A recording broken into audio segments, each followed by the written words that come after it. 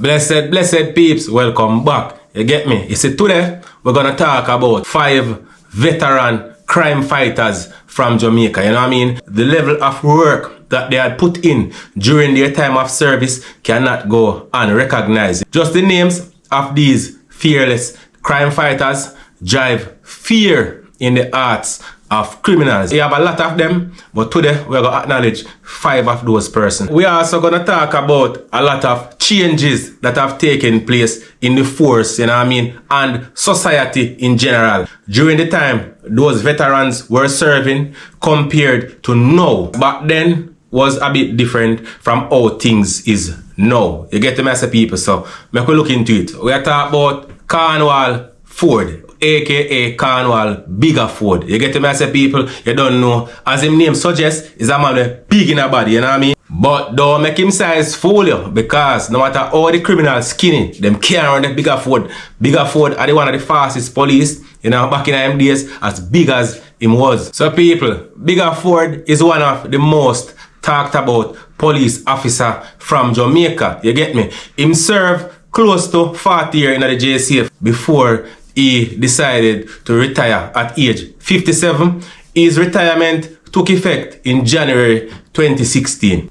During his time of service, he has oftentimes been referred to as one of the most colorful crime fighters in Jamaica policing history. I go out and meet me yesterday and talk, and me I get death threat from my phone.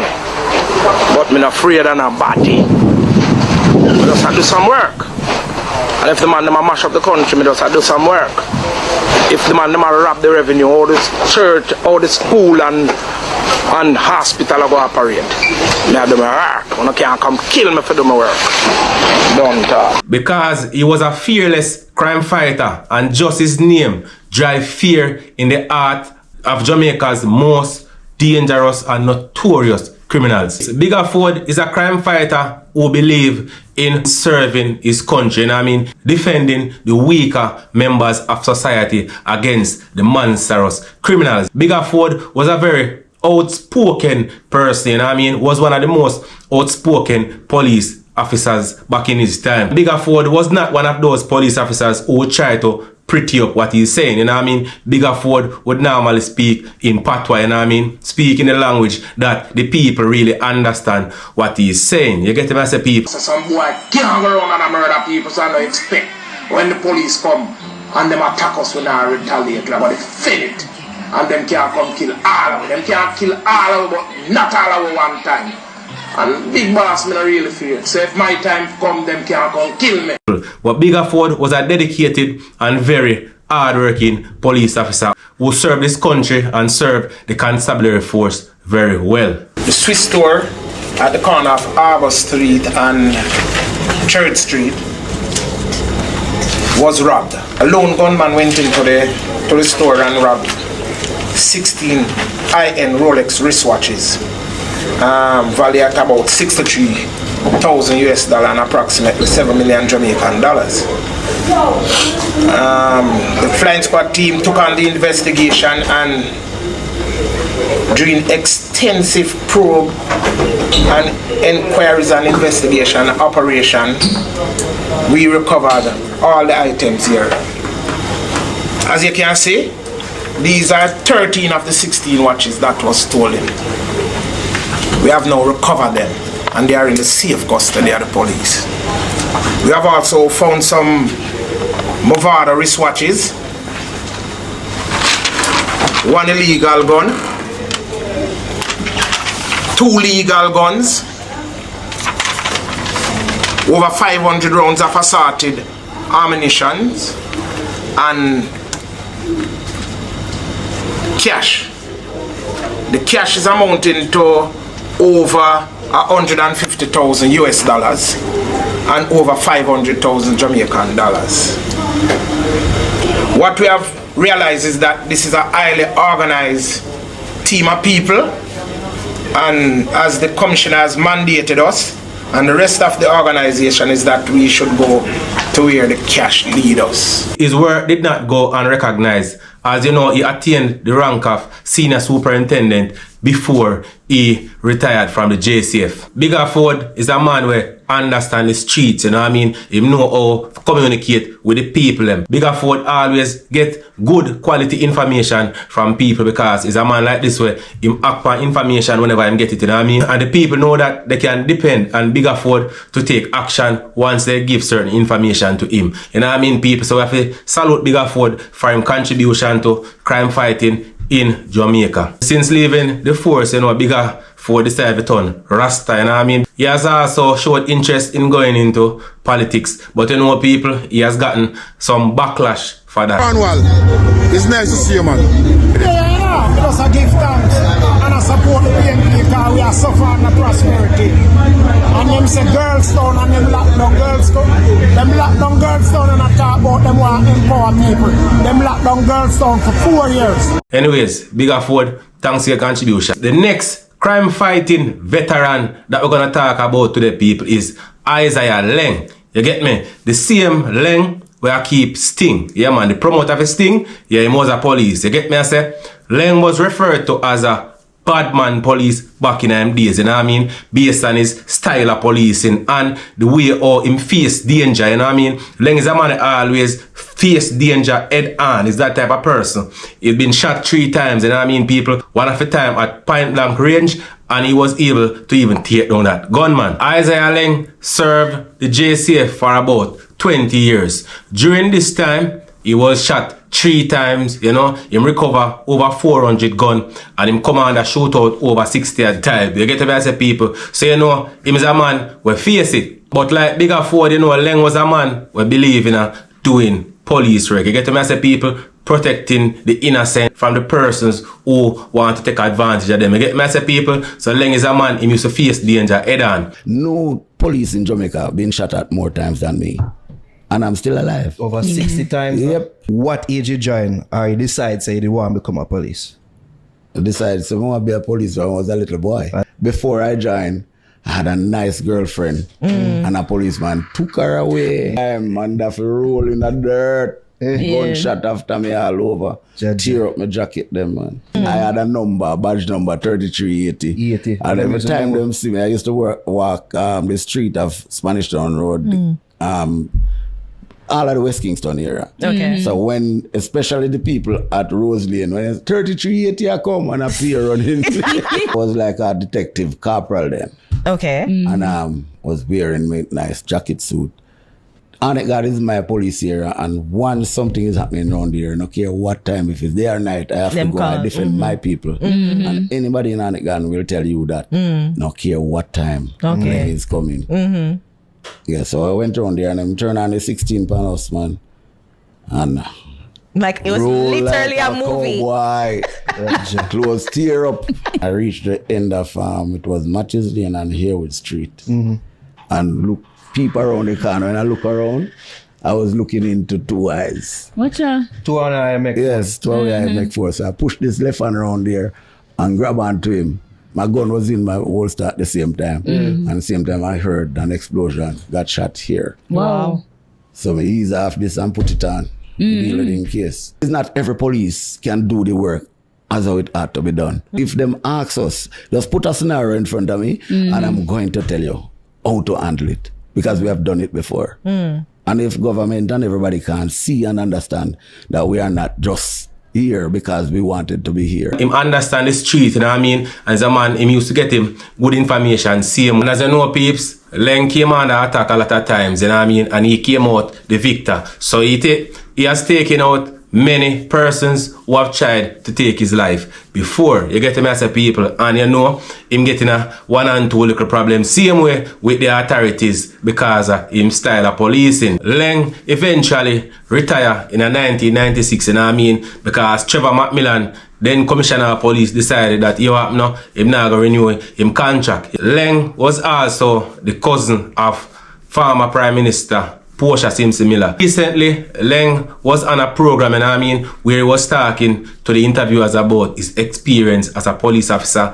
and the things that would be happening now if he was still a member of the Jamaica Constabulary Force. As I see people, I just saw the thing said with Mr. Leng. Anyway, continue doing the thing, Mr. Leng. You know, him still a promote Sting same way. So I'm final year and I'm going to retire and over to him son. Anthony Hewitt, aka Tony Hewitt, is one of the most feared crime fighter from Jamaica in the 1970s to 1980s. He carried out his duties with zero fear. He served the people of Jamaica without holding back by putting his life on the line in defending the citizens of Jamaica from criminal elements. He was not a media person, you know what I mean? Tony Hewitt always shy away from the camera, but he is always ready to defend the citizens of Jamaica in a moment's notice. He was all about the action, and I mean getting the work done. And them kind of man they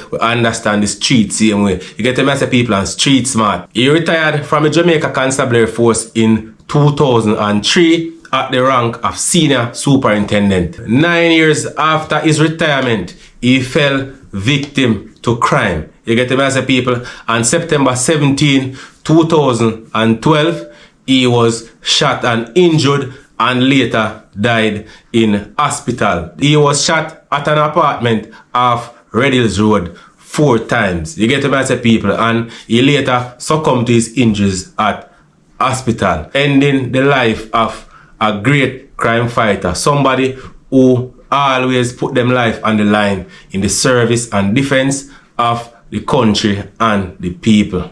Big up yourself, Sir Hewitt.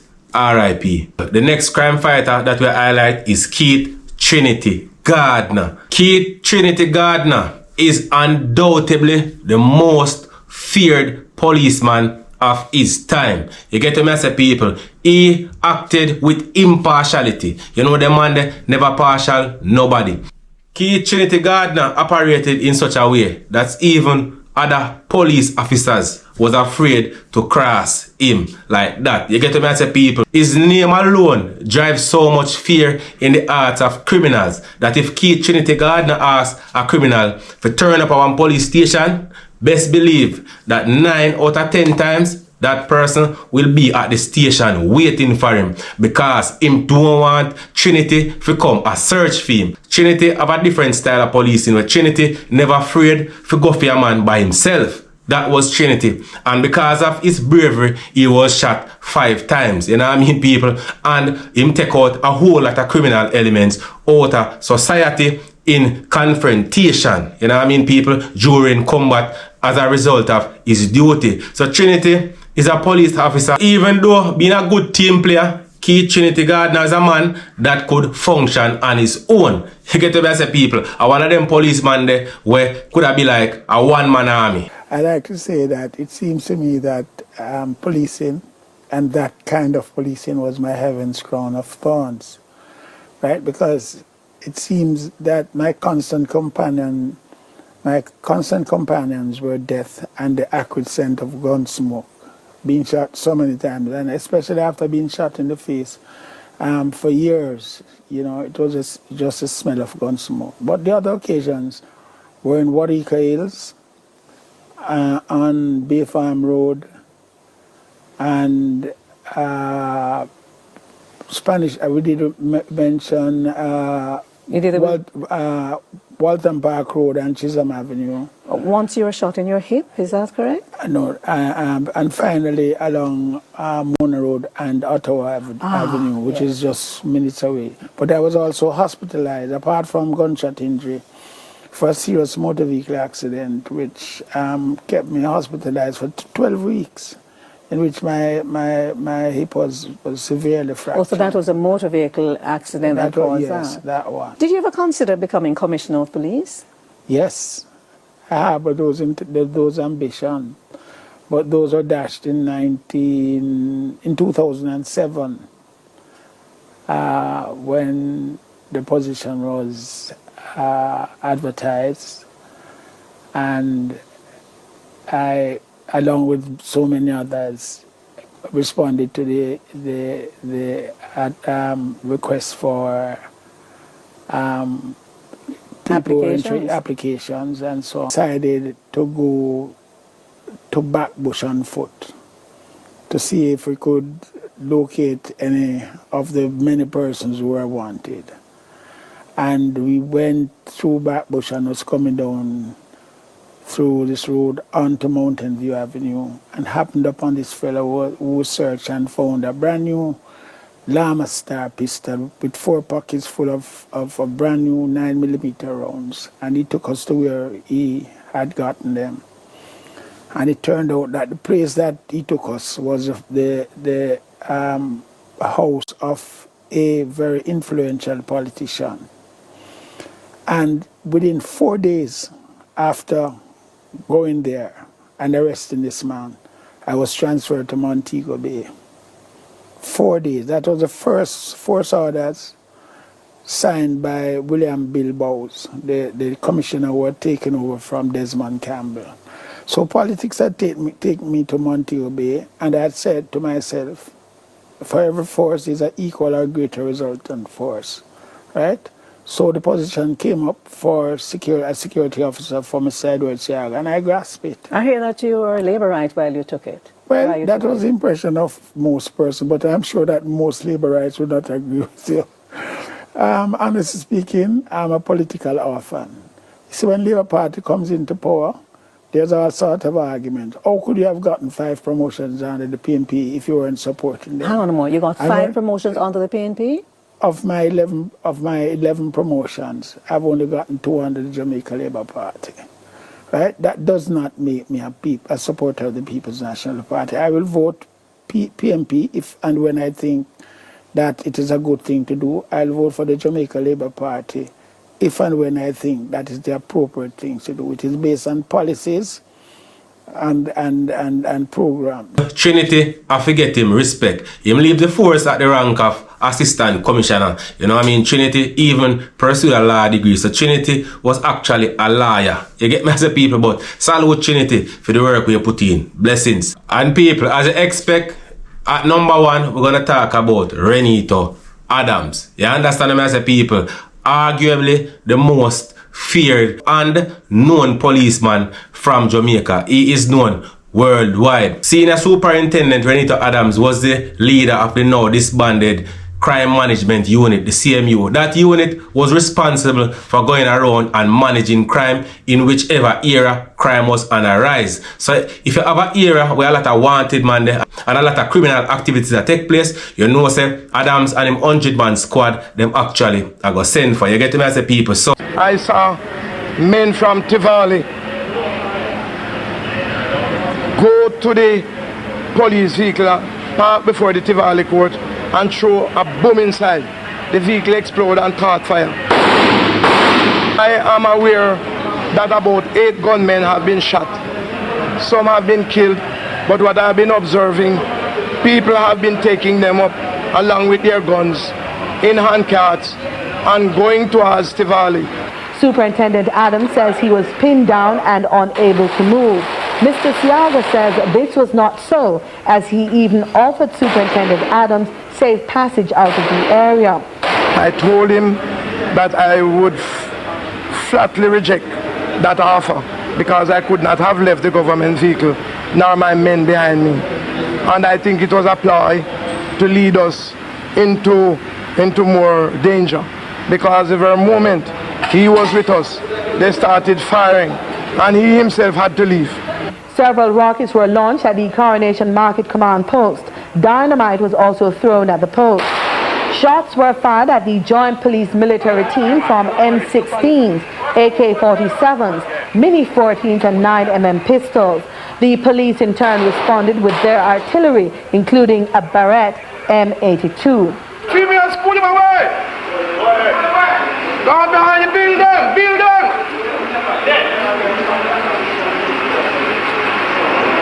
I have a clear view down there! So like AK.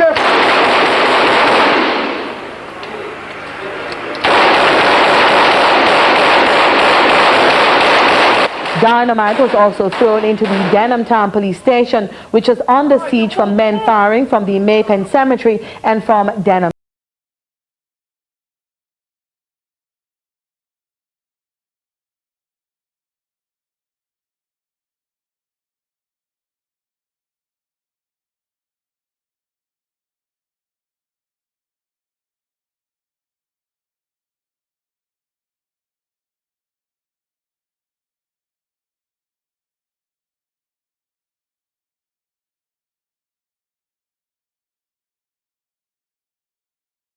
Not a solution to send Adams in here, because wherever Adams goes, he leaves behind him a trail of terror. According to Mr. Siaga, the gun battle now taking place appears to be a precursor to an even more sinister plot. During his time at the Crime Management Unit, Rene Adams and his team, came under several attacks. Rene Adams himself was never shot at no point in time. However, he has been involved in shootouts with criminal elements on several occasions. But his methods of fighting crimes was a bit unorthodox. You understand what I say, people? And human rights group get involved. Rene Adams and a few members of his team was also charged for murder. People, Rene Adams had a murder case going on. He, along with other members of his team, were eventually acquitted. You get the message, people, but Rene Adams was a very serious crime fighter who supported the members of his team very well. And they are responsible for removing a lot of criminal elements from society. You get the message, people. So we have to salute the veteran them who been at it over the years, people who put them life on the line to make sure say the average person, the average working person can go to work and come home and feel safe, for going in bed or lie down and sleep without having to sit down and worry about whether or not somebody come kick off them door or hurt them and so on and so forth. You get the message, people. So we have to salute the veterans them who did it before. I know that a lot of persons might be asking this question. The tactics that were employed back then by those crime fighters, if those tactics would work in today's day. And my answer is the tactics that those police officers used back then would not necessarily work now, because there has been a lot of changes as it relates to the operation of the police in Jamaica. And even though those brave police officers put in so much work over the years, people, we still have a high crime rate in the country. And this is simply saying that just removing the criminals out of society, will not necessarily put an end to crime, it will not necessarily put an end to the trend of crime or the conveyor belt of crime, because once you take out a person who get trouble, you find say other persons come up and start to give 2 times the amount of trouble that the person used to give. What has to be done is the mindset of the youths have to change. You get me? I say the youths need to come out of the mindset where say them have to live their life there. You get me? I say the youth them need to know say them can find a different way out. Some programs have to be put in place, to sensitize the younger youths them that the life of crime really not work. It only hurt the country and it hurt the economy. You get me? We need to target the younger youths them and try to get them out of the mindset that them have to come up and come defend a community, or them have to come up and come be a bad man. You get me, as a people? Until then, we are going to always have the problem reoccurring because of the mindset of the people, and this is the problem there. Until we can change the people in mind, we are going to always have a crime problem. You get me, as a people? If we can manage to change their mind, then the country are going to be more attractive, because Jamaica are one of the most beautiful country in the world. So the country are going to be more attractive. More people are going to come and going to invest. More work are going to do. Everybody are going to have work. People can eat food. People can better able to sustain themselves. You get me, as a people? But with the whole heap of violence we are going, a lot of people scared to come and spend their money, because at the end of the day, nobody no want to come spend, invest in your country, and then them lose. So what we need to do, I try to get the youth them to change their mentality and start to think more about the country, going forward. That was just my opinion, So you can leave your opinion in the comment section. And remember to like, subscribe, share. Peace.